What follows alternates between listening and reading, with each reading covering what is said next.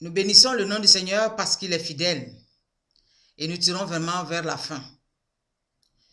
Ce que je voudrais seulement dire, que Dieu, il est un Dieu d'amour. Et comme il est un Dieu d'amour, il est toujours prêt à nous accueillir. Même si après on a été peut-être dur, même si après on n'a pas voulu peut-être entendre sa voix, même si après on a fermé la porte à toutes ces personnes qu'il a envoyées vers nous pour nous prêcher la parole de la vie, cette bonne nouvelle, il est encore grand temps. Même si les premiers qui ont dit, je n'ai pas le temps, je vais aller m'occuper de ma femme, je vais aller m'occuper de mes biens, je vais aller m'occuper de mes bœufs, je vais aller m'occuper de ceci. Mais il a dit, attention, si dans le cas où on vous relance encore l'invitation et que vous ne voulez pas, vous n'allez pas avoir part à son repas. Le repas du Seigneur est un repas qui nous sécurise la vie. Ce repas, c'est sa parole. Ce repas, c'est la nourriture spirituelle qui nous donne la vie. Parce que, comme je l'ai dit, il y a quelqu'un qui peut marcher dans la vie et ne pas être un homme. On te voit marcher avec le corps charnel, mais tu n'es plus un homme vivant. C'est la parole de Dieu qui nous redonne cette vie-là, qui nous donne cette espérance, qui nous donne cette assurance dans ce monde aujourd'hui. Alors, j'ai essayé de partager un peu cette espérance-là. Nous tous, nous sommes dans ça. Moi aussi, à un moment donné, on m'a prêché cette espérance-là. Malgré que j'étais chrétienne baptisée et autres, mais j'étais encore cette femme qui peut-être traînait les pas, aller à l'église.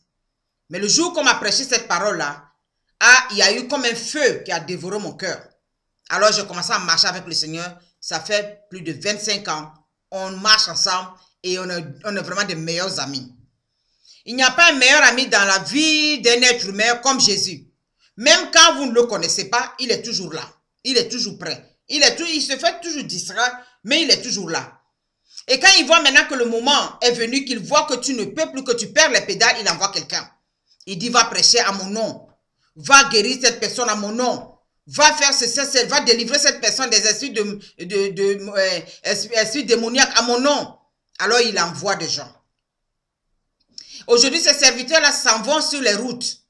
Ils vont maintenant voir les boiteux, les estropiés, les aveugles, même les sourds. Il y a même les sourds spirituels. On les prêche la parole, mais ils font comme s'ils n'entendaient rien. Il y en a. Mais le Seigneur aujourd'hui, il envoie toujours des gens. Et s'il arrive que ces personnes-là, leurs oreilles s'ouvrent maintenant pour attendre cette parole de Dieu, ils deviennent des personnes nées de nouveau. Il y a comme une lumière qui commence à éclairer leur vie, malgré qu'ils étaient déjà baptisés. Hein. Malgré qu'ils étaient peut-être des chrétiens, hein. Ils partaient à l'église, mais ils n'étaient pas encore nés de nouveau. Né de nouveau, c'est naître de l'esprit. Car Jésus a dit à Nicodème, ce qui est né avec la chair humaine est humain, mais ce qui est né de l'esprit est esprit. Il faut naître de nouveau. Nicodème dit, mais je suis déjà grand. Ah, Jésus lui dit, mais toi qui es le docteur de la loi, tu prêches les lois et tout, tu ne connais pas ces choses-là? On peut être peut-être dans même les grandes études théologiques et autres là, mais on n'est pas né de nouveau. Il faut naître de nouveau avec le Christ. Je ne sous-estime pas les grandes études, mais c'est bien même d'avoir les grandes études. Mais quand tu as ces grandes études-là et que tu n'as pas encore eu cette rencontre personnelle avec le Seigneur, alors le Seigneur te dit comme Jassé, descends ton sycomore, je vais aujourd'hui demeurer avec toi. Quand Jésus est descendu dans la maison de Jassé, c'était le jour-là que le Seigneur a voulu que Jassé le rencontre. Et alors Jassé, il a dit, la lumière s'est ouverte à ce monsieur. Il est rentré aussi s'asseoir. Il dit aujourd'hui là, le salut est venu dans ta maison car celui-là aussi, il est un enfant aussi de Dieu. Alors il ne faut pas s'exclure en disant pour moi tout est fini puisqu'on a dit que on m'a catalogué, je suis comme ceci. Non, il faut naître de nouveau.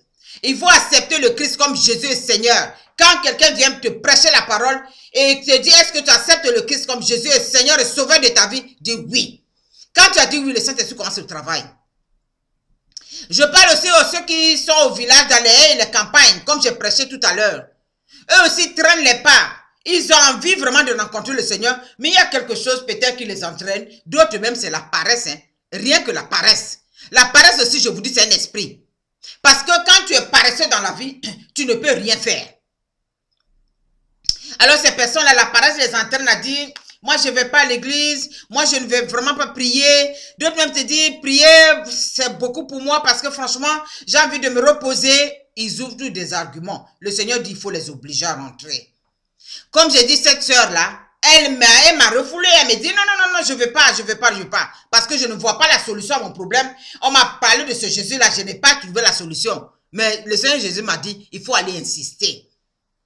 Alors, aujourd'hui, le Seigneur nous donne cette possibilité d'insister. Et je vais insister à travers les médias pour vous dire que Jésus-Christ seul peut vous sauver.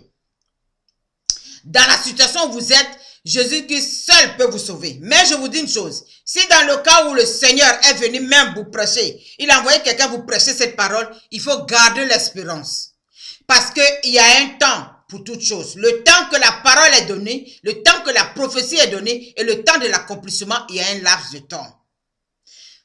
La parole nous dit que le Seigneur a dit à Habakkuk, Habakkuk dit, je vais attendre ici. Quand ses frères sont partis chercher des solutions ça et là, Habakkuk dit, moi je vais attendre ce que le Seigneur va me dire de faire dans la situation où nous sommes. Par contre, d'autres sont partis chercher d'autres chemins, on ne les en veut pas, chacun est libre. Mais comme Dieu a vu la persévérance d'Habakkuk, c'est ça que je voudrais vous parler. La persévérance dans la prière paye toujours. Même si ça traîne, ça dépend de la vie de chacun. Ça dépend de d'où tu es sorti. Il peut y avoir qu'il y ait des années qui peuvent passer parce que tu attends une bénédiction du Seigneur, il faut persévérer. Même nous les serviteurs de Dieu qui allons vers les personnes, nous persévérons. Parce que si on ne persévère pas, cette parole-là ne serait pas entendue. Dans un premier temps, dès que tu arrives seulement, on te refoule, hein, comme un malpropre. Mais il faut partir. Mais après, il faut revenir encore en charge si le Seigneur te le dit. Mais il y a d'autres personnes qui ferment totalement la porte. Ça, on ne peut pas les envier. C'est leur droit. Mais je dis, à la fin, ces personnes-là vont pouvoir chercher le Christ. Alors, je vous dis aujourd'hui que le Seigneur vous invite, c'est le grand banquet. Et le plus grand banquet se trouve dans les cieux quand on sera avec lui face à face. Mais ici-bas, il prépare le bon banquet. Dans le psaume 23, il nous dit qu'il prépare un banquet face à nos ennemis. Il prépare ces banquets et il verse sur nous de l'huile parfumée pour nous rendre encore gai, pour nous faire briller dans ce monde-là, quelles qu'en soient les difficultés. Il prépare ce banquet-là pour nous. Il remplit notre coupe jusqu'au bord.